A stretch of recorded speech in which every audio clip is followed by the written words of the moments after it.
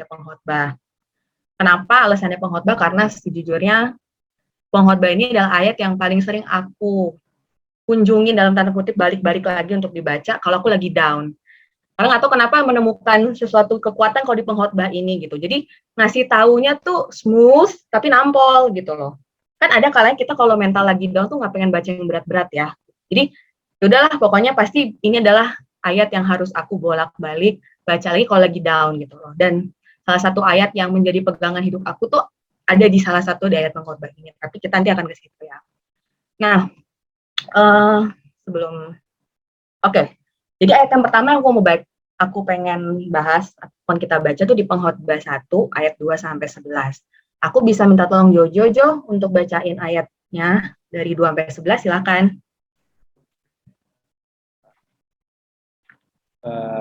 Satu ayat 2 sampai 11 berikutnya ini ya, segala sesuatu sia-sia. Buat kesia-siaan belaka, kata pengkhotbah, kesia-siaan belaka, segala sesuatu adalah sia-sia. Apakah gunanya manusia berusaha dengan jerih payah di bawah matahari? Keturunan yang satu pergi dan keturunan yang lain datang, tapi bumi tetap ada. Matahari terbit, matahari terbenam, lalu terburu-buru menuju tempat ia terbit kembali. Angin bertiup ke selatan, lalu berputar ke utara, terus-menerus ia berputar, dan dalam putarannya angin itu kembali. Semua sungai mengalir ke laut, tetapi laut tidak juga menjadi penuh. Kemana sungai mengalir, ke situ sungai mengalir selalu. Segala sesuatu menjemukkan, sehingga tak terkatakan oleh manusia. Mata tidak kenyang melihat, telinga tidak puas mendengar. Apa yang pernah ada akan ada lagi, dan apa yang pernah dibuat akan dibuat lagi. Tak ada sesuatu yang baru di bawah matahari. Adakah sesuatu yang dapat dikatakan, lihatlah ini baru, tetapi itu sudah ada dulu, lama sebelum kita ada. Kenangan dari masa lampau tidak ada, dan dari masa depan yang masih akan datang pun tidak akan ada kenang-kenangan pada mereka yang hidup sesudahnya. Thank you ya Jo. Mungkin kalau secara garis besar kalau bisa dibaca nih pengkhotbah 1 ayat 2 sampai 11 nih pembukanya aja tuh udah dibilang segala sesuatu sia-sia gitu loh. Gak ada enak-enaknya baca ini dari awal gitu. Cuman di ayat ini tuh ketika kita kalau kita rangkumin summary nih, kalau saya bisa rangkumin itu semua hal di dunia ini adalah yang sia-sia. Itu udah jelas di ayat pertama aja judulnya semua hal sia-sia. Kalau dalam Inggrisnya udah meaningless, nggak ada artinya apa-apa. Itu udah ayat pembukanya gitu loh. Terus kadang-kadang kalau dilihat-lihat tuh, kalau kalian baca fase-fasenya tuh, itu udah kayak rutinitas. Matahari terbit dari timur, nanti bentam di barat. Nanti sungai mengalir ke laut. Gitu siklusnya. Kayak kita pun kan siklusnya kayak gitu tiap hari kan. Kerja, makan, tidur, senang, sedih, siklusnya seperti itu. Dan kadang-kadang jadi nggak aneh juga sih kalau kita jadinya kadang-kadang bingung nih, hidup nih ada tujuannya nggak sih? Kok kayaknya rutinitasnya gini-gini aja. Ini hidup kita nih mau dibawa kemana sih? Dan kayaknya ambigu, nggak jelas gitu ke depannya mau gimana. Dan itu membuat kita tuh jadi kesel, jadi lelah gitu. Kayaknya semua orang di sini juga kayak gitu ya, apalagi pandemi kayak gini gitu. Kayak yang tadinya harus ke kantor, harusnya beraktivitas nggak ada batasan, sekarang semua dibatasin. Semuanya stres gitu loh. Yang dimana ya tadi, kayaknya enaknya leha-leha di rumah, sekarang leha-leha adalah hal yang paling membosankan di dunia gitu kan. Kayaknya kerja kalau dulu enaknya kerja di rumah, nggak kemana-mana. Sekarang lo kerja udah 24 jam dalam 7 hari, dalam 5 hari, dan nggak ada kemana-mana. Jadi nggak ada sesuatu yang baru sih ketika kita minta, contohnya kayak aku pribadi dulu, selalu mencetuskan kayaknya enak ya kerja dari rumah gitu, nggak perlu pagi-pagi bangun dan ngejar gojek terus pulang lagi gitu. Ternyata dikasih sama Tuhan 1,5 tahun nggak ke kantor, ya enak juga sih sebenarnya. Cuman jadi sebenarnya yang nggak ada sesuatu yang gimana banget ketika tidur kita udah dapet, kayaknya kurang ya. Jadi lama-lama jadinya jenuh juga ya, jadi ambigu juga, ini sebenarnya mau kemana sih hidup gitu. Dan nggak melelahkan kadang-kadang, tapi kita kan berpikir kita nih wajar nggak sih lelah gitu, wajar nggak sih kalau kita nih ambigu, wajar nggak sih kita selalu ditanya apa sih tujuan Tuhan dalam hidup kamu. Itu adalah pertanyaan yang paling nggak bisa dijawab sama aku kalau secara konkret gitu loh. Paling kan jawabnya, oh tujuan hidup kita sama Tuhan kalau kita mau memuliakan nama Tuhan, just it gitu kan. Tapi kadang kita berpikir, salah nggak sih kalau kita nggak tahu secara konkret Tuhan tuh mau bawa kita kemana, Tuhan tuh tujuannya apa. Wajar nggak sih kalau kita tuh masih ambigu sama ide-ide kayak gitu. Wajar nggak sih kalau Tuhan tuh, kita tuh belum ngerti sepenuhnya Tuhan maunya apa. Aku juga seperti itu sih sebenarnya, apalagi kayak kalau dengar kesaksian orang, gila ya kok dia bisa tahu langsung tek tek tek tek gitu ya. Tapi sebenarnya pertanyaannya nih, ada orang sebenarnya punya atau belum ngerti gitu kan. belum punya atau belum ngerti sih tujuan hidup kita yang tadi aja katanya sia-sia semuanya. Jadi kalau sia-sia tujuannya apa sih kalau semuanya sia-sia? Sia-sianya kita di bumi ini ya cuma sementara. Makanya semua yang kita miliki ini sebenarnya pada akhirnya kejar-kejar sia-sia dalam kutip, tanda kutip, kita akan kembali ke rumah Bapak, semuanya kan kembali ke Bapak gitu kan. Tapi sebenarnya kalau ditanya, sebenarnya aku nih punya tujuan hidup apa enggak sih? Tujuannya kita nih kalau lagi pergi, tujuannya kemana? Jelas apa enggak tahu, apa belum ngerti gitu. Tapi sebenarnya dalam pengkhotbah ini ketika kita baca secara keseluruhan ya sebenarnya, disimpulkan bahwa kita tuh bukan yang nggak memiliki tujuan hidup, tapi kita belum ngerti tujuan hidup kita tuh apa. Terus selanjutnya, kenapa sih kita nggak bisa langsung ngerti tujuan hidup kita dari awal? Maksudnya maunya nih kan manusia itu dari awal udah ngerti. Kita kan Indonesia gitu, oke kita mau pergi tuh mau ngapain, tujuannya kemana, kalau naik Gojek biayanya berapa, tujuan kita kesana ngapain, berapa lama, semua itu kita mau konkret, itu manusiawi banget. Ada orang yang mungkin ya kisah-kisah apapun yang terjadi aja, tapi ada orang yang planningnya planner banget gitu. Tapi tendensi semua manusia tuh maunya tuh tahu dari awal. Kalau dia akan kalah, dia akan coba. Kalau tahu nggak akan enak, dia nggak akan coba. Biasanya manusia kan kayak gitu. Maunya tahu dari awal, biar dia nggak sakit hati di akhirnya. Tapi masalahnya nggak kayak gitu. Dalam hidup kita tuh nggak ada yang kayak, oh gue akan tahu gue meninggal umur berapa, gue akan tahu gue dapet jodoh umur berapa, gue tahu gue akan kerja di mana. Adanya kita mau planningnya seperti apa. Tapi kan kadang-kadang kan kebanyakan planning semuanya berubah tuh. Kita harus fleksibel dengan itu.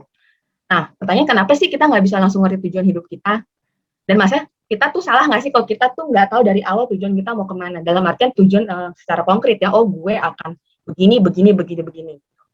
Kalau buat aku pribadi, sekali lagi nih sharing ya, maksudnya kan teman-teman juga bisa sharing pemikiran kalian masing-masing, pengalaman masing-masing. Kalau ini based on my experience juga. Aku dapat di pengkhotbah 3 ayat 11b. 11a itu terlalu enak. Segala sesuatu akan indah pada waktunya ya, kalian udah tahu. Tapi 11b ini, tetapi manusia tidak dapat menyelami pekerjaan yang dilakukan Tuhan dari awal sampai akhir. Di sini sebenarnya titik di mana aku menyerah untuk Tuhan maunya gimana sih hidup nih? Kayaknya maksa sama Tuhan dah. Pada saat aku tuh sebenarnya bukan tipe orang yang ambisius sebenarnya.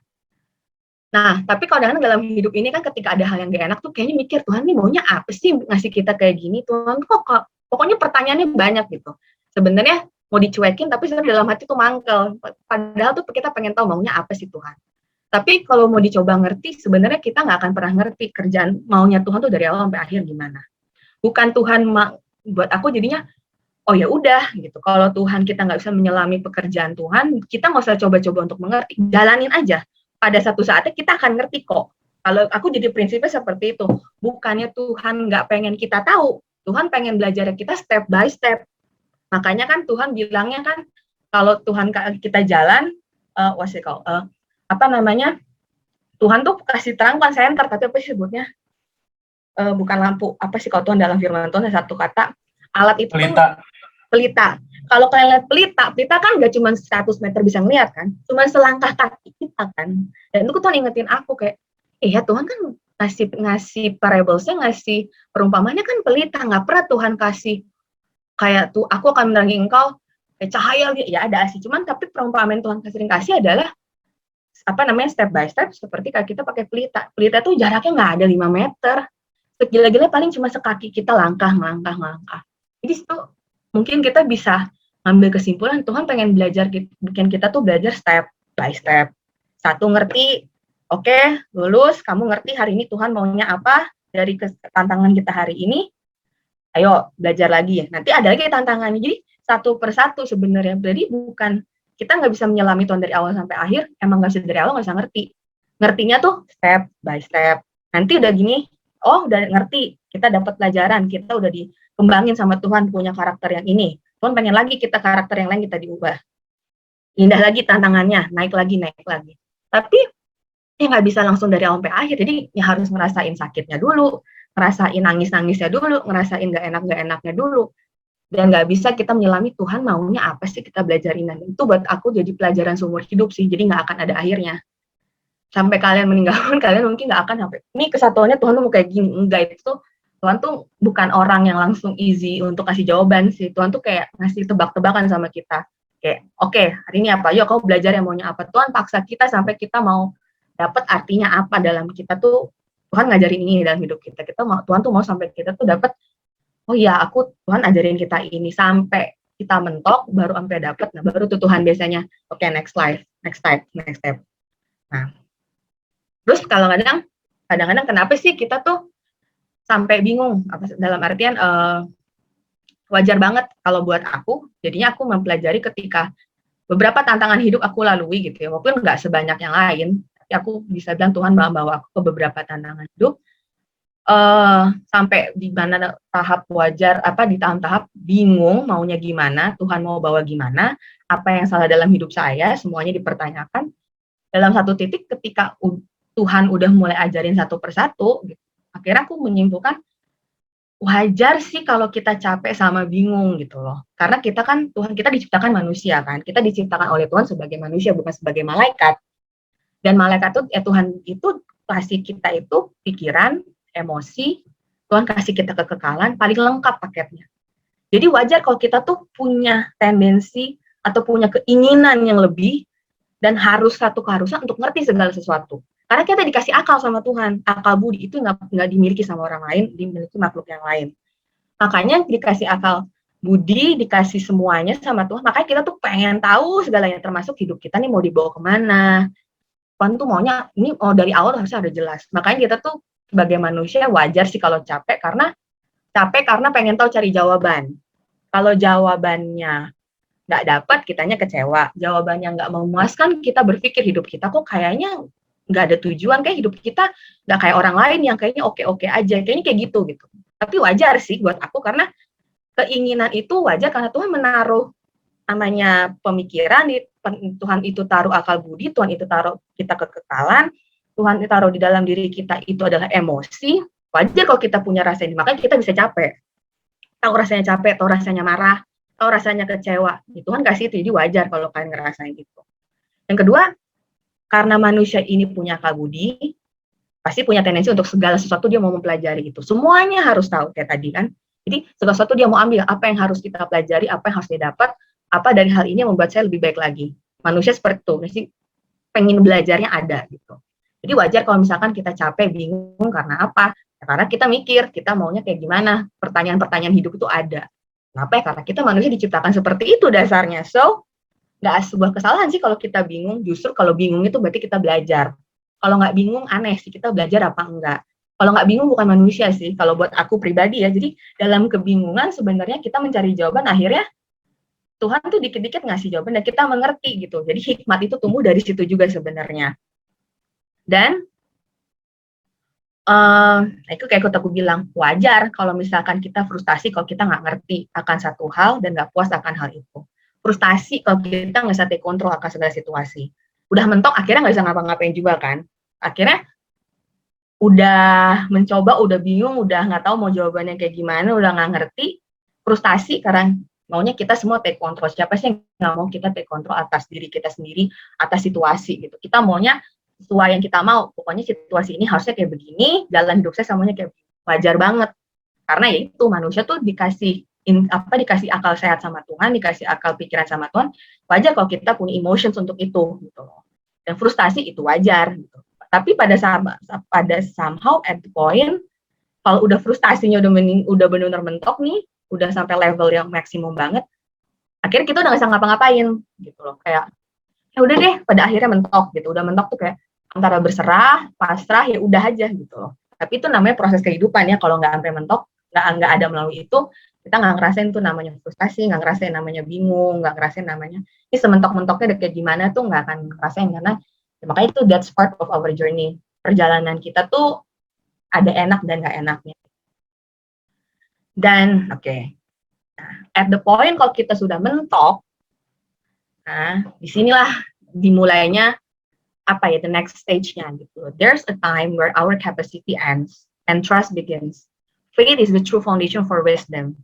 And we need more wisdom than knowledge. Jadi intinya pada saat kapasitas kita udah nol, udah nggak tahu lagi mau ngapain, kiri kanan maju depan atas bawah salah, di situ sebenarnya pada tanpa kita sadari, dan saya menyadari itu dan saya ngerasain, disitulah kita mulai mau percaya sama Tuhan. Terserah Tuhan aja mau gimana. And disitulah faith kita, iman kita diuji, dan disitu juga faith iman kita mau nggak mau harus beriman, nggak ada pilihan lain, dan mau nggak mau karena dipaksa untuk beriman, jadi tumbuh sebenarnya. Dan sebenarnya gara-gara kita beriman, di situ kan banyak hikmat-hikmat Allah sih muncul. Karena udah nggak ada lagi nih ide mau ngapain, idenya cuma beriman aja. Idenya udah beriman, otaknya udah kosong, nah hikmat itu baru masuk gitu. Tuhan bisa bicara, Tuhan bisa ngasih firman-Nya segala macam. Dan sebenarnya dalam hidup ini pengetahuan itu penting, tapi hikmat itu jauh lebih penting dibanding pengetahuan. Bisa kayak gitu. Dan sebenarnya dalam poin ini nggak semua manusia, termasuk saya pun langsung bisa oke, saya udah mentok, saya akan mulai percaya sama Tuhan dan saya akan mulai beriman. Enggak, di sini tuh biasanya take decisions. Kamu mau positive thinking, mau berakar di dalam firman, mau kembali ke firman beriman, atau kamu mau negative thinking atau pesimis sama hidup. Itu tergantung decision kita gitu. Tapi saya percaya kita pasti ada yang namanya dilema seperti itu. Tapi kita yakin biar anak Tuhan harus bisa ya gitu. Kapasiti kita cuma udah nggak ada tahu mau ngapain. Pasti mau nggak mau kalau udah nggak ada jawaban Tuhan, mulai percaya sama Tuhan, imannya dipaksa, udah nggak ada pilihan tuh saya beriman, udah. Yang positive thinking aja udah dalam positive thinking tapi pesimis gitu kan, kayak aduh Tuhan bisa nggak, tapi dia percaya aja sama Tuhan. Tapi kok Tuhan gini. Tapi sekali lagi ya itu perjalanan ya, just nikmatin itu sih, nggak ada tuh langsung namanya orang kali beriman terus, nggak ada, pasti ada up and down-nya. Dan respect proses itu dan belajar karena kita akan bertumbuh dari proses itu. Biasanya orang bertumbuh itu dari hal yang nggak enak, bukan hal yang enak. Biasanya orang jatuh dalam hal yang enak. Kalau orang yang dalam hal yang nggak enak atau tantangan, biasanya dia bertumbuh banyak banget. Jadi di saat kita mulai mungkin down, udah nggak ada pilihan lagi dalam tujuan hidup kita, ataupun kita merasa ambigu, di situ biasanya kita tuh mulai percaya sama Tuhan dan iman kita tuh diuji. Oke, kamu mau maju apa enggak, kita beriman. Kalau udah beriman, Tuhan tuh pasti bicara banyak hikmat banget Tuhan kasih sama hidup kita. Kenapa kadang-kadang knowledge itu penting, pengetahuan tuh penting banget. Tapi semua orang kan di Alkitab wise man, orang yang berhikmat tuh jauh lebih melebihi orang yang berpengetahuan. Karena biasanya knowledge itu cuma nanti kepala kita biasanya. Oh teorinya begini, oh ininya begini. Tapi kalau berhikmat itu memperkaya pengalaman hidup kita. Karena kalau udah next level knowledge udah diimplementasi, orang mengalami segala sesuatu, dia menjadi wisdom, dia mendapat wisdom itu memperkaya hidupnya dia yang kadang-kadang nggak dimengerti oleh knowledge. Karena ya itu udah hikmat tuh udah kayak udah polnya banget lah di atasnya knowledge banget. Dan itulah yang kadang-kadang jadi membuat kita tuh memperkaya hidup pengalaman kita karena kita menekan hikmat. Hikmat itu bisa didapat dari belajar, tapi hikmat itu didapat dari pengalaman hidup kita. Dan hikmat yang kita dapat tuh bisa beda-beda dari orang. Makanya saya mengalami A, si Ana mengalami A juga. Tapi apa yang saya dapat dengan Ci Ana bisa beda. Dan nggak salah. Mungkin Tuhan ingin mengajarkan hal itu sama Ci Ana, tapi Tuhan ingin mengajarkan saya hal yang lain, tapi menggunakan materinya yang sama, mungkin tantangannya sama. Karena saya percaya Tuhan menciptakan kita tuh serupa dengan gambarannya dia, tapi nggak sama dengan orang lain. Jadi saya dengan contohnya Tante Shuli, mungkin perawakannya sama manusia, punya mata 2, hidung 1, mulut 1, tangan 2. Tapi kalau mungkin kita di mikro lagi, kecil-kecil lagi, akan ada satu perbedaan tiap diri kita tuh ada. Sidik jari kita aja beda, termasuk rencana Tuhan dalam hidup kita itu mungkin pada akhirnya akan sama, tapi caranya, cara liku-likunya tuh beda. Dan makanya Tuhan kasih training dalam hidup kita, tantangan, itu akan berbeda juga. Berbedanya mungkin kayaknya sama, tantangan dalam pekerjaan. Iya, tapi part mana yang Tuhan mau ajarin sama kita, caranya kayak gimana, sekenceng kayak apa, itu cuma Tuhan yang tahu dan cuma kita yang bisa rasain, dan itu beda sama orang lain. Dan kadang-kadang kita nggak bisa ceritain itu karena di alam bawah sadar kita. Kadang kan Tuhan, apa yang kita bisa omongin nggak belum tentu kita bisa ceritain gitu. Udah sih kayak ada sesuatu aku mau cerita, tapi aku nggak ngerti maksudnya apa. Itu Tuhan lagi berproses yang di alam bawah sadar kita juga. Jadi pelajaran juga kalau misalnya kita lagi mengalami segala sesuatu tuh jangan pernah bandingin sama orang lain. Karena orang lain punya trainingnya sendiri. Tuhan tuh set list kita sama orang lain untuk trainingnya tuh beda.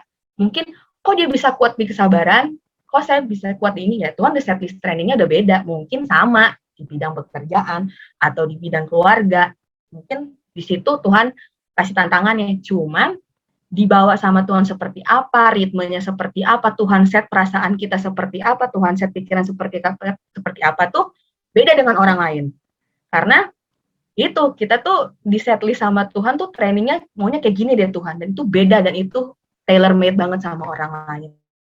Jadi kadang-kadang yang bikin kita frustasi karena kita tuh bandingin diri kita sama orang lain. Padahal orang lain tuh punya kesusahannya sendiri, tujuannya beda, kita juga beda. Dan mungkin Tuhan mau kasih berkatnya juga beda sama orang lain, tapi kita karena suka nyamain diri sama orang lain.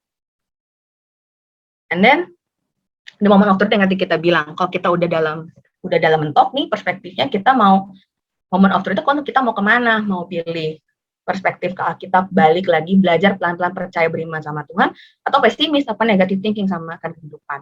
Bilang pelan-pelan karena dalam pelajaran, dalam mengenal Tuhan dan mempelajari tentang maunya Tuhan, mempelajari diri sendiri itu nggak ada yang cepat sih, dan itu pelajaran pengalaman seumur hidup, makanya bilang pelan-pelan. Dan manusia itu kalau dengar kata pelan-pelan pasti negatif konotasinya. Apa yang pelan-pelan itu pasti negatif, apa yang cepat itu pasti positif. Zaman sekarang kan, yang lambat-lambat banget sih, lama pelan-pelan banget sih. Padahal tuh banyak momen yang kita bisa dapetin kalau kita tuh belajarin secara pelan-pelan. Kadang-kadang banyak hal yang kita nggak bisa syukuri karena kita terlalu cepat move-nya. Kita mau selalu cepat. Tadi kadang-kadang Tuhan tuh kan kerjanya kayaknya nggak cepat, lambat, but sure gitu kan. Kadang aku juga jadi belajar sih ketika di momen di kehidupannya sekarang semua tuh serba cepat. Kadang aku juga jadi take moment untuk pelan-pelan gitu, pelan-pelan dalam artian oke, hari ini gue udah belajar apa aja, gue udah ngapain aja gitu. Jadi segala sesuatu tuh nggak perlu cepat, kadang-kadang step by step but sure gitu loh. Dan nah ini salah satu yang mungkin menjadi kekuatan yang saya bilang favorit Alkitab saya, dan ini selalu berhasil membuat saya terbangun kembali. Jadi kalau saya bingung, saya lagi nggak sabaran, saya lagi stres, saya nggak ngerti Tuhan mau bawa kemana, pokoknya hal unek-unek nggak enak, ini salah satu ayat yang buat saya tuh oke, Keisha take it easy gitu loh. Di Pengkhotbah 3 1-8. Saya bacain ya. Untuk segala sesuatu tuh ada masanya. Apapun di bawah langit ada waktunya. Ada waktu untuk lahir, ada waktu untuk meninggal, ada waktu untuk menanam, ada waktu untuk mencabut yang ditanam, ada waktu untuk membunuh, ada waktu untuk menyembuhkan, ada waktu untuk merombak, ada waktu untuk membangun. Ada waktu untuk menangis, ada waktu untuk tertawa, ada waktu untuk meratap, ada waktu untuk menari, ada waktu untuk membuat batu, ada waktu untuk mengumpulkan batu. Ada waktu untuk memeluk, ada waktu untuk menahan diri dari memeluk. Ada waktu untuk mencari, ada waktu membiarkan rugi. Ada waktu untuk menyimpan, ada waktu untuk membuang, ada waktu untuk merobek, ada waktu untuk menjahit. Ada waktu untuk berdiam diri, ada waktu untuk berbicara. Ada waktu untuk mengasihi, ada waktu untuk membenci, ada waktu untuk perang, ada waktu untuk damai. Konklusinya semuanya ada waktunya. Buat aku pribadi, ketika aku lagi nggak enak, aku selalu sharing sama mamaku, sama Jojo, selalu kalau bilang kita lagi mengingat hal yang nggak enak, atau kita lagi sharing hal yang mungkin itu menjadi tantangan dalam hidup kita, aku selalu bilang, percaya aja segala sesuatu tuh udah waktunya, nggak selama-lamanya kita nggak enak, nggak selama-lamanya kita bahagia. Jadi kalau lagi bahagia jangan sombong, kalau lagi sedih, kita juga jangan sedih, ingat ada waktunya Tuhan. Jadi kalau sekarang waktunya sedih, percayalah, kalau kita nanti kita juga akan ketawa, kita akan bersuka cita. Tapi ingat kita bersuka cita, jangan kita ngejudge orang. Biasanya kan kita tenisnya gitu ya. Aku juga mempelajari ketika gue lagi happy tuh kayaknya semua orang yang beda sama kita kadang-kadang salah. Apalagi orang lagi di dalam tantangan dari Tuhan kasih tantangan ya. Kadang kita yang lagi happy tuh melihat orang yang lagi dalam pergumulan tuh kayaknya salah deh, kayak gimana gitu. Padahal kita bisa aja nih Tuhan lagi balikin kita di posisi itu gitu. Jadi segala sesuatu tuh ini seimbang banget. Lo lagi nangis, percaya ntar Tuhan kasih waktu lo untuk bahagia. Lo hari ini harus memberi tinggal sedikit-dikitnya, Tuhan suruh kasih. Tuhan ada waktunya untuk Tuhan balikin sama lo. Ada waktunya untuk misalkan lo sakit, percaya Tuhan waktu untuk sembuh. Gimana caranya? Jadi dan di bawah langit ini tuh nggak ada yang permanen gitu. Selalu berubah, selalu nggak ada yang namanya oh akan gini terus, oh akan gini terus, oh akan gitu terus. Nah ada. Jadi yang dipelajari ketika kalian lagi, aku pun belajar ketika aku lagi down, aku berusaha nggak Tuhan ini nggak selama-lamanya. Tuhan pasti akan satu-satu Tuhan akan kasih aku sesuatu yang luar biasa. Apapun yang aku korbankan hari ini, Tuhan akan ganti dengan sukacita. Dan begitu pun aku sukacita, aku juga ingat nggak boleh sombong gitu loh. Suatu saat lo akan mungkin mengalami hal yang orang lain alamin. Jadi humble juga gitu loh. Kita juga harus sensitif dan empati ya dengan orang sekitarnya. Dan belajar ya itulah segala sesuatu. Dan kita harus belajar kita dunia ini kan nggak selama-lamanya ya. So nikmatin hidup, tapi jangan juga jadi apa ya? Jangan jadi sombong ataupun jadi pesimis, karena aku kembali lagi sih kalau ya itu ketika aku bilang kalau aku lagi down banget, lagi stres gila-gilaan lihat ini tuh ya ada waktunya, ngapain gua ngotot gitu loh. Kalau ngotot juga tidak menambah sehasta, mau khawatir juga nggak nambah apapun, ya udah tunggu waktunya Tuhan aja lah gitu. Dan makanya aku selalu kadang aku tulis di depan meja kerjaku tuh, so jangan terlalu fokus dengan kesulitan kita. Gak apa-apa kita mikirin gitu kan. Tapi let's enjoy, embrace every moment of your life. Kita menikmati apapun yang kita hadapi tuh, embrace it. Karena kita tuh punya hak untuk melakukan hal yang membuat kita bahagia. Dan Tuhan tuh mempersilahkan kita untuk melakukan itu. Jadi kadang kita berpikir, kayaknya Tuhan maunya kita berdoa terus gak menikmati itu, makan enak, ke mall, nonton konser. No, Tuhan nggak Tuhan yang seserius itu. Tuhan tuh Tuhan yang fun kok. Dari mana? Lihat ya, Pengkhotbah 7 ayat 14. Saya tuh paling suka Inggrisnya. Karena kayaknya fun banget ya Tuhan. Enjoy prosperity while you can. But when hard times strike, realize that those come from God. Remember that nothing is certain in this life. Jadi, bukan Tuhan pengen kita terus dalam hidup, dalam tantangan. Enggak, kalau lagi mujur, berbahagia, nikmatin. Enggak ada yang melarang kok. Tapi kalau hari malang itu datang, harus ingat Tuhan itu membuat hari malang kita tuh seperti hari mujur kita. So, hari yang membuat kita nggak enak, pasti Tuhan ingin mempersiapkan kita segala sesuatu yang nanti ke depannya itu membuat kita lebih senang, atau membuat kita lebih kuat, atau mempersiapkan kita untuk sesuatu yang lebih besar lagi. Jadi di-train sama Tuhan sekarang. Kenapa? Supaya manusia tuh tidak mengenal sesuatu mengenai masa depannya, atau lebih gampangnya, remember that nothing is certain in this life. Jadi segala sesuatu tuh nggak ada yang pasti di dunia ini, pasti akan berubah kok. So, dalam ini aku belajarin, kita kadang-kadang berpikir Tuhan itu Tuhan yang serius. Emang Tuhan itu Tuhan yang serius. Tapi kadang kita tuh merasa kadang-kadang males sama Tuhan, karena kayak Tuhan mau gue berdoa 24 jam di dalam kamar, gak kemana-mana, gak boleh makan enak, gak boleh nonton konser, gak boleh nonton K-pop, gak boleh nonton K-drama. Salah besar. Tuhan bilang kalau lagi bisa bergembira, ya bergembira aja. Tapi kalau lagi malang, ya ingat, kalau itu pun itu membawa kebaikan, atau itu sama aja Tuhan lagi membuat kita tuh seperti hari yang mujur. So, aku bilang enjoy your life. Nggak ada yang ngelarang kalian untuk seneng-seneng kok. Nah, dan ini dia, enjoy adventure. Jadi intinya, nikmatilah tantangan hidup kalian dan bertumbuhlah dari situ. Tidak semua bagian dari perjalanan hidup kita itu hal yang enak. Pasti ada nggak enaknya, pasti ada sakitnya. Tapi itu udah bagian dari part perjalanan hidup kita. Nggak ada, Tuhan nggak pernah menjanjikan kan hidup yang enak. Adanya hidup yang Tuhan akan tuntun selalu, pasti nggak ada nggak enaknya juga. Gitu. Dan kenapa kita harus enjoy walaupun itu nggak enak? Karena hidup ini adalah satu-satunya kesempatan yang kita miliki untuk kita tahu Tuhan tuh kayak apa, melalui iman dan melalui pengalaman kita. Kalau kita udah meninggal, udah nggak tahu lagi cara, udah tinggal masuk surga, Tuhan bilang kamu udah ngelakuin apa. Bukan untuk menikmati kebaikan Tuhan, ya kebaikan Tuhan nggak selalu setiap saat, cuman mengenal Tuhan seperti apa, mujizat Tuhan seperti apa, Tuhan itu baiknya apa, Tuhan itu adilnya, Tuhan itu galaknya seperti apa. Itu kan kehidupan sekarang ini udah nggak ada kesempatan lain. Mau di surga udah tinggal menikmati aja Tuhan gimana kita. Udah menikmati puji-pujian aja, udah nggak ada lagi menikmati yang kayak sakit-sakitnya, udah nggak ada tuh di surga, udah nggak ada. Jadi enjoy it walaupun sakit, walaupun senang, apapun itu. Kenapa ya? Ini cuma satu-satunya kesempatan yang kita miliki untuk bisa tahu Tuhan tuh kayak apa. Bisa ngerasain iman tuh kayak apa, bisa ngerasain sedih-sedihnya kayak apa. Itu cuma di kehidupan ini. Nggak ada lagi kesempatan lain. So, jangan sia-siakan hidup kita, walaupun kita banyak masalah, nggak apa-apa, itu udah dari part hidup kita. Cuman jangan jadikan itu kita fokus, kita hilang tuh pelajaran-pelajaran yang Tuhan mau kasih, kita hilang tuh ingat-ingat berkat yang Tuhan kasih gitu loh. Dan sekali lagi, kalau misalnya kita lagi dalam adventure, lagi tantangan yang lagi nggak enak nih, roller coaster lagi dibolak-balik, ini salah satu yang waktu itu aku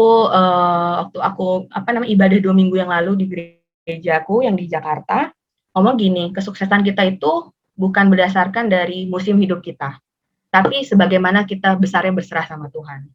Dan aku setuju dengan itu sih. Kadang-kadang season kita lagi enak, Tuhan tuh kalau season kita lagi enak, musim kita lagi enak, lagi diberkati. Kalau kita nggak hati-hati, Tuhan bisa bikin jatuh. Jadi kan nggak tergantung season. Tapi mungkin dalam season yang lagi nggak enak, gitu kita ditempa jadi lebih kuat, lebih kuat lagi di hadapan Tuhan, lebih dewasa lagi, lebih berhikmat lagi, lebih nggak neko-neko sama Tuhan. Jadi tergantung berserahnya kita sama Tuhan aja sih. Jadi bukan based on your season, tapi based on your surrender sama Tuhan tuh seperti apa. Seperti ini dikasih istilah. Kalau kentang direbus kan panas, tapi jadinya lembek. Telur yang tadinya lembek tapi kalau direbus jadinya keras. Seperti itulah kita. Mungkin Tuhan mau ajarin kita untuk menjadi lebih lembut, tapi ada juga mungkin Tuhan ngajarin kita jadi lebih keras. Seperti itu contohnya. Nah, tapi di balik semuanya kita bisa enjoy, kita bisa happy dengan hidup kita dari segala-galanya. Ini yang paling penting. Takutlah akan Allah, berpeganglah pada perintah-perintahnya karena ini kewajiban setiap orang. Jadi walaupun kita menikmati hidup, kita lagi banyak tantangan, bukan salah satu, ini tugas yang paling kita, selain kita beriman ya, kita tetap harus takut akan Tuhan. Ini kayaknya basic banget ya, tapi ini paling penting sih. Kalau kita nggak takut akan Tuhan, hidup kita mau kemana? Tapi kalau kita nggak taat, kita mentok, akhirnya juga ke Tuhan juga kan. Jadi pilihannya cuma dia takut akan Tuhan, nurut sama maunya Tuhan apa, while kita bakal belajar menikmati sih, maksudnya ritmenya kita kerja sama Tuhan kayak gimana, ritmenya kita Tuhan mau bawa kemana tuh pasti bisa. Walaupun itu belajar banget sih, yang nggak langsung jadi juga sih, dan itu pelajaran seumur hidup. Jadi udah segini bisa, nanti Tuhan tingkatin lagi. Dan sekali lagi kamu bisa menikmati tantangan dalam hidupmu dan bisa bertumbuh dari situ, dan bisa juga enggak. Tapi itu tergantung dari respon dan attitude kita untuk menghadapi tantangan itu. Kalau attitude-nya jelek, ya mungkin kita nggak bisa enjoy itu. Tapi kalau misalnya kita mau belajar dari itu, dan kita menikmati, dan kita mau belajar, kita mau bertumbuh, dan punya attitude dan respon yang bagus tentang segala situasi, niscaya sih kita pasti akan bisa nikmatin kehidupan itu. Karena orang yang penuh dengan pengalaman, kita ngeliat kan, kayaknya keren banget ya nih orang, tahu segala macam, kok orangnya strong, kok orangnya tuh bisa tahu banget, bisa mendapatkan pemikiran-pemikirannya oke. Percayalah di balik itu mungkin dia sudah mengalami asam garam, nangis, segala macam kehidupan. Tapi kan orang nggak ada yang tahu. Orang lihatnya yang udah jadinya aja gitu. Tapi orang nggak mau ngeliat tuh yang dia sedih-sedihnya, dia lagi ditinggalinnya. Nggak ada tuh yang dilihat. Pokoknya ya pasti yang udah jadinya aja gitu. Dan orang yang lihat kan ketika dia udah bertumbuh gitu. Dan akhir kata, ini sharing dari aku. Happy weekend semuanya. Keep faith, tetap beriman sama Tuhan. Dan ini ayat yang mungkin bisa sedikit memberikan fun di Pengkhotbah 8 ayat 15. Di sini Salomo merekomendasikan untuk kita having fun. Karena there is nothing better for people in this world than to eat, drink, and enjoy life. That way they will experience some happiness along with all the hard work that's given under the sun. Jadi aku pengen memberikan perspektif, Tuhan tuh nggak seketat itu, serius itu. Tuhan tuh biarinin kita untuk enjoy life, makan, minum, ngapain yang kita senang. Karena Tuhan di sini bilang, karena dengan seperti itu kita bisa mempunyai pengalaman, punya kebahagiaan, merasakan kebahagiaan atau berkat yang Tuhan kasih sama kita. So enjoy your weekend, enjoy your life ahead. Selamat menikmati perjuangan kita masing-masing. Tetap berbahagia. Sedih juga nggak apa-apa. Take your time to take a moment, moment to grieve gitu. Nggak ada kok, Tuhan pun nangis, kita nangis pun boleh. Tapi pokoknya tetap semangat.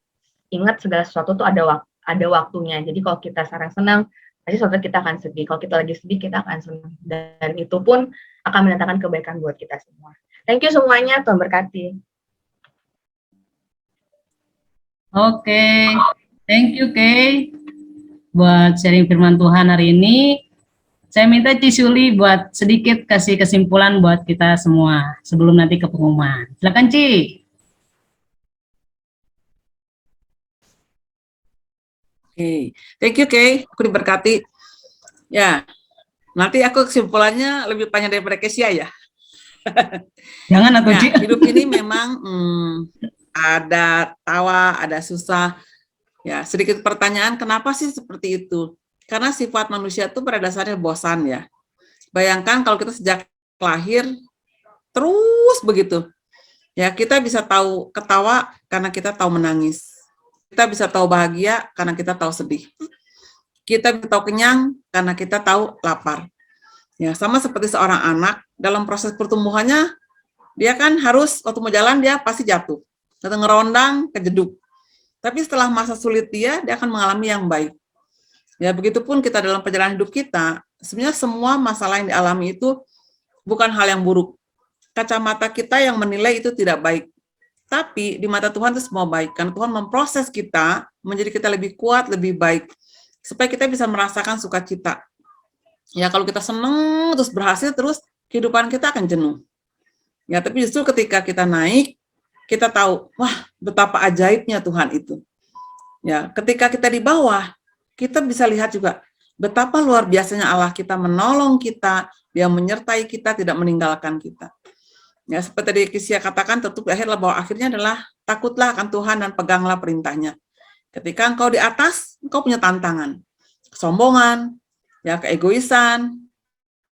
Kita tetap harus takut akan Tuhan, pegang firman-Nya. Waktu kita di bawah, dalam suka, dalam sedih, sepertinya terpuruk, pegang juga kita, takutlah akan Tuhan. Ya, takut akan firman-Nya, pegang juga perintahnya.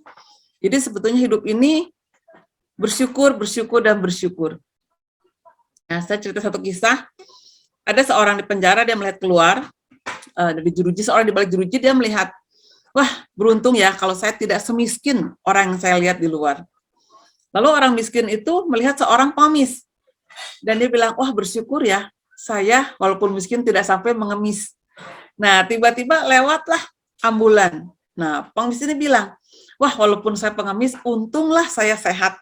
Bersyukur saya tidak sakit.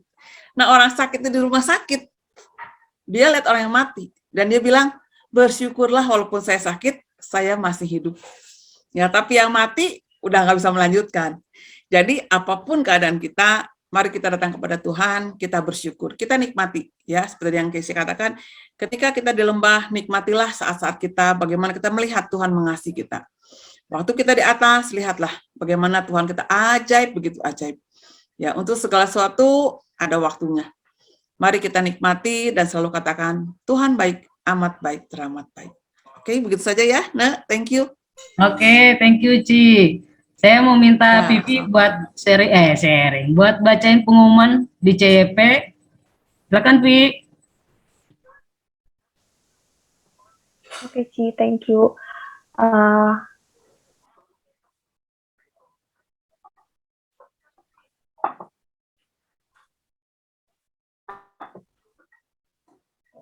Ya, thank you sekali lagi buat Cikesha yang udah sharing tadi. Sharingnya sangat memberkati sekali. Untuk pengumuman selanjutnya, yang pertama, thank you juga buat teman-teman yang udah hadir di komunitas CYP ini. Ditunggu juga kehadiran teman-teman pada tanggal 3, 2 minggu lagi, yang akan dilayani oleh Direktur Sari Roti. Namanya itu Reza Yap, itu satu komsel dengan Ko Henry dan Ci Esther dari Gereja GBI juga. Jadi teman-teman diharapkan untuk hadir lagi ya di komunitas CYP ini dua minggu yang akan mendatang. Terus pengumuman yang terakhir, nanti di grup WA akan ada pendataan diri dengan mencantumkan nama dan tanggal lahir. Nanti saya akan memberikan formatnya di chat WA, nanti tinggal di copy paste aja. Pengumumannya udah segitu aja. Sekarang kita foto dulu kali ya, Ci. Oke. Vivi, nanya sebentar, ditulis nama sama tanggal lahir, mau dikasih kue ulang tahun ya? Iya, Cici tetap aja. Tahun mah jangan ditulis ya, Ci, bisi ketahuan umurnya, Ci. Udah senang dulu aku, oh tahun mah nggak perlu atuh, kue mah tidak perlu tahun, perlu tanggal aja sama bulan. Boleh kasih BLT, Ci. Oke, teman-teman, kita mau foto dulu sebentar sebelum kita akhiri di doa penutup. Teman-teman yang bisa on cam, silakan on cam. Yang di umurnya di atas rata-rata nggak apa-apa, on cam aja. Yang di bawah rata-rata. Cuma seriwaya. Digendong. Ya, sesuai SNI lah ya. Oke, siap ya. 1, 2. Oke, tolong senyumnya ditahan sebentar, karena ini kursornya lagi berjalan-jalan dulu. Sabar, Ci, sabar, Ci. Udah garing ya. Oke. Ngopi lah tuh, ngopi. Ngopi. Oke, kita mau akhiri komunitas kita hari ini. Sekali lagi terima kasih buat teman-teman yang udah hadir malam hari ini. Juga buat Kesia yang udah bawa sharing. buat semuanya yang udah hadir. Sebelum kita akhiri, oke, itu aja sih. Diingetin lagi kita ketemu tanggal 3 September. Pembicaranya tadi Ko Reza, yaitu adalah satu teman Komsel dari Ko Henry. Oke, kita akhiri. Saya minta Ko Nino untuk berdoa penutup. Silakan Ko Nino. Oke. Teman-teman, kita semua mau berdoa ya. Bapak yang baik, terima kasih karena Engkau sudah sekali lagi memberikan kekuatan bagi kami, menyadarkan bagi kami bahwa dalam tiap harinya kami selalu harus bisa bersyukur. Tiap harinya kami mau belajar tentang Engkau, tiap-tiap harinya kami mau mengenal Engkau Tuhan Yesus sebelum kami mengalami kemuliaan dari Engkau dalam masa-masa kami, mungkin dalam masa-masa kesulitan kami boleh belajar, kami boleh mendapat kekuatan dari Engkau. Ada firman-Mu berkata bahwa kami harus menghitung hari-hari kami, Bapa. Itu adalah jalan atau Engkau menyuruh kami untuk belajar tiap harinya kami belajar tentang Engkau. Bagaimana tiap hari kami mau mengenal Engkau lebih dan lagi. Kami tahu Tuhan bahwa segala masalah, segala tantangan kami seperti yang sudah di sharing firmankan bahwa hal itu akan berlalu dengan kemenangan. Tetapi bagaimana kami menjalaninya, proses yang kami boleh jalani itu yang penting karena Engkau juga mau kami berproses dalam kami boleh lebih lagi dewasa dan juga mengenal Engkau Bapa. Tuhan, sadari kami bahwa kami mau jalani tiap hari kami dengan rasa syukur, rasa takut akan Tuhan, rasa yang happy, yang enjoy, bagaimana kami mau mengenal Engkau, dan pada akhirnya nanti sesuai dengan waktunya, Engkau yang akan menyatakan kemuliaan-Mu bagi kami semua. Terima kasih, syukur untuk hari ini, waktu yang sudah Engkau tentukan bagi kami semua, untuk kami mendengar firman-Mu, mendengar suara-Mu. Terima kasih Tuhan, kami berterima kasih. Di dalam nama Tuhan Yesus, berkati kami semua, untuk aktivitas kami hari ini, istirahat dan lain-lain. Kami minta Engkau yang memberkati kami semua di dalam nama Tuhan Yesus. Amin. Amin.